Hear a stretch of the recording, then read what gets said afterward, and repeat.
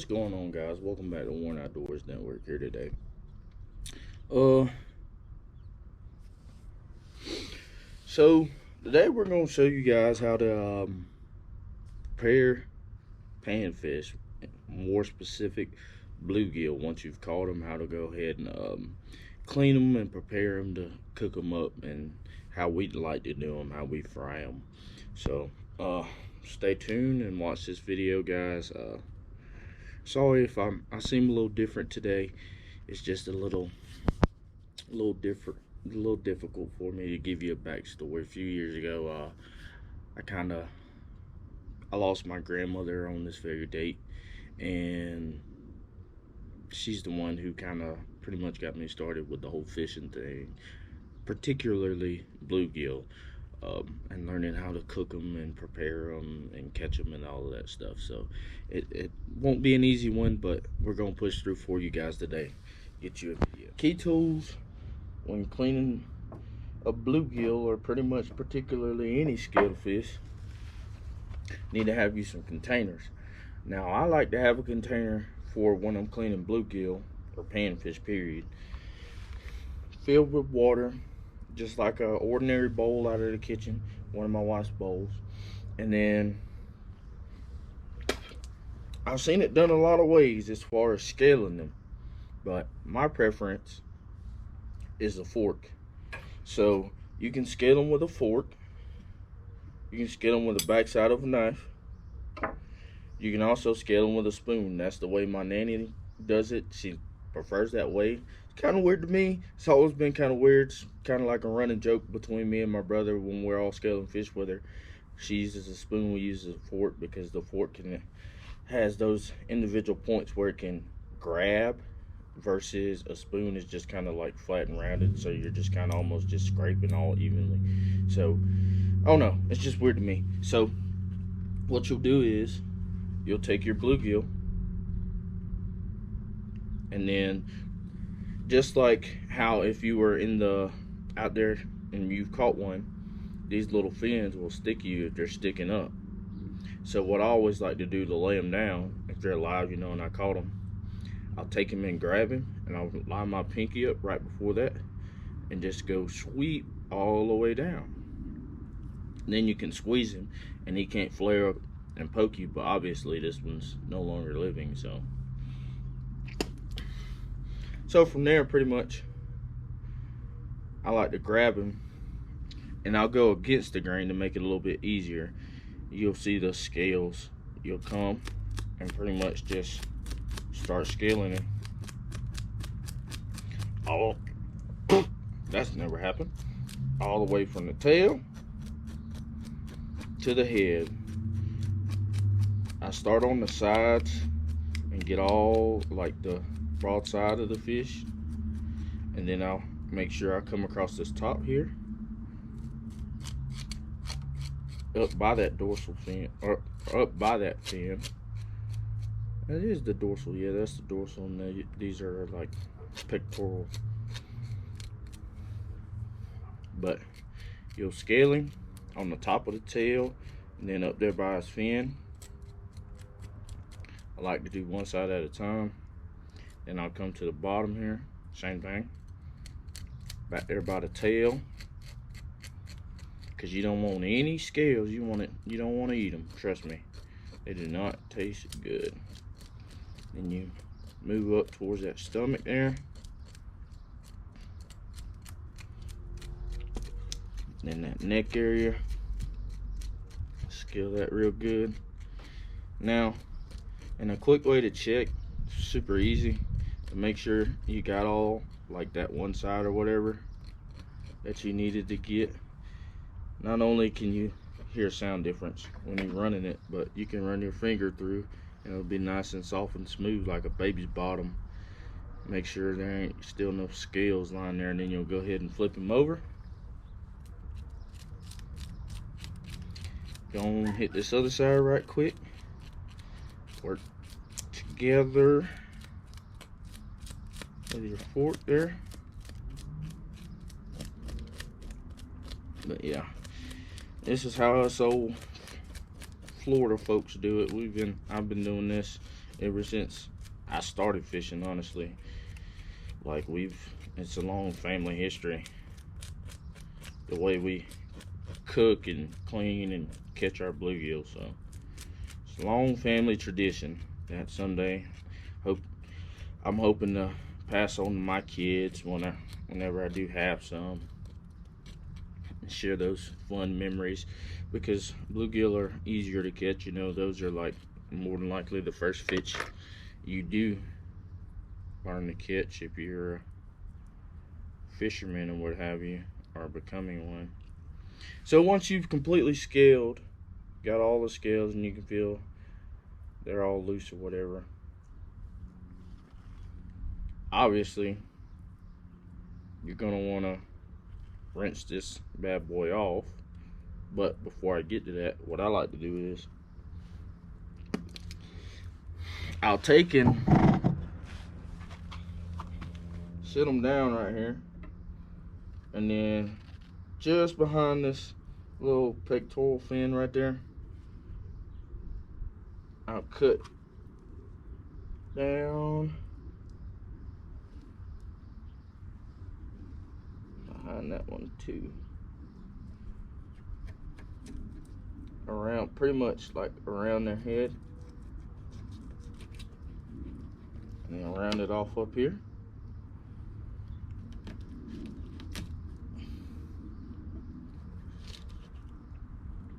And then once I do that, I'll discard the head. Then what I like to do is come through, try not to squeeze it too much, obviously, because that's when those internals start to come out, and you don't want to ruin those too much. Excuse me. But so I like to cut right down that center there just a little bit, give me a little split to where I can open that cavity and grab all the rest of the internals and go ahead and discard of them. And then once we get inside, we'll go more in depth into cleaning the internals of it. But as for our outside, that fish is already scaled and ready to go. And what we'll do is we'll take this thing just like this, clean it up, and go ahead and batter it up and fry it whole. And let me tell you, son, you talking about some good eating. You can't beat it, in my opinion. So we're gonna get started on the rest of them, and we'll catch you up.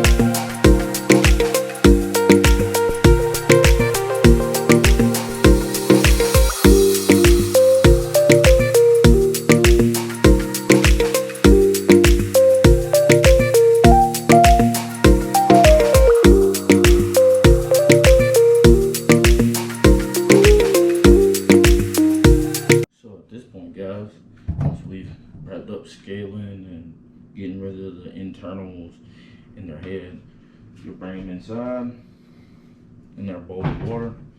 And what I do, I'll just dump out the water in the sink here. And I do one last slash cleaning. Just roll out.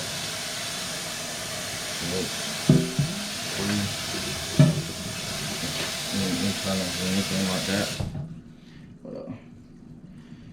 So this is kind of like the end point to where you would prepare them for storage, or you would go ahead and get them ready to fry. So what you do is, or what I do is, I'll turn the water on just a little bit, and I'll check for any remaining scales Make sure all the scales are off of the fish. And once again, nobody's perfect. I've been doing this a long time, so I've still missed some, see? And you can just take and scratch them with your fingernail and it'll come right off if there's any more left. And just go through the whole thing, whole body, cavity, and the external. And then once you've done that, you've got all your scales off. And now just go through and slowly take out any internals that I couldn't get out outside. Anything that you don't want to eat. And also clean the internal body cavity.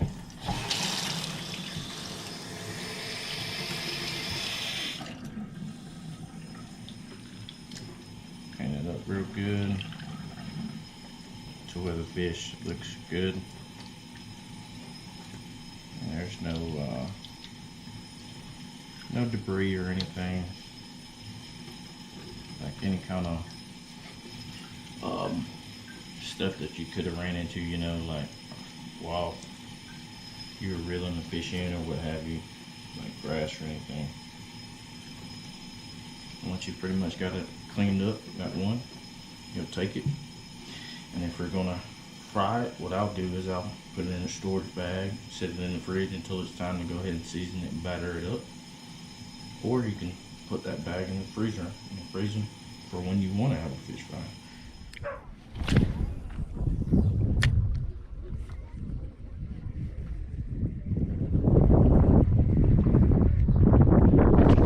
Oh man, that's something good, baby. On the beetle spin. Jesus! Oh, he came off! Ooh, it was a trout, dude. He was this long, I swear. Jesus! Monster! My first trout was about to be a giant, and he pulled off on me. Right at the bank, too. That's heartbreaking. That is heartbreaking. On a beetle spin. Dude, they love those. It has to be so fucking bro.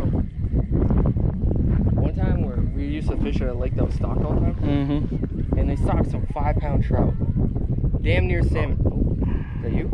Yeah. Oh no, I got hit, but he pulled off. It wasn't as big. But that was nuts. That was nice. Hopefully I can get him again. I mean, he got close enough pretty much to where I could barely see him. Yeah. You got another one of those? Beetle spin? Yeah, check in that box. There should be one more.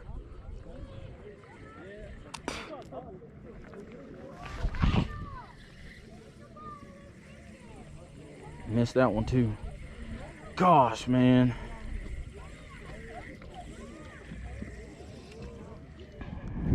Well, guys, I didn't have the camera on, but got our first gilly here.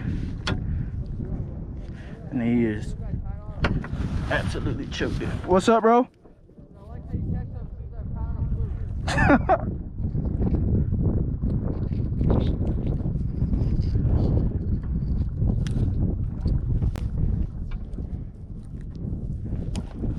through. Oh, wow. Just trying to do that left-handed when I'm right-handed. There we go. Still kept my one or two. So, to me, that's big enough to keep. So, what we're gonna do is go ahead and get our stringer prepped out. Because today, we're catching so we can fry some fish. It's been a while since I had some fresh fish, so. And the best way to keep them alive as long as you can while they're in the water, just come through the bottom of their gills, through that mouth there.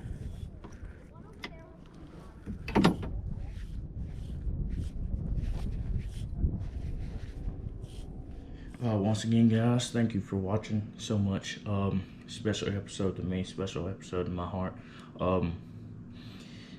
As usual, I'll leave everything as far as our social media accounts and our shop link in the description below. And if you enjoyed this video, please give us a like and thumbs up, subscribe, and all that good stuff. I really appreciate you guys taking time out to watch my videos, and I enjoy making them for you guys. Once again, thanks.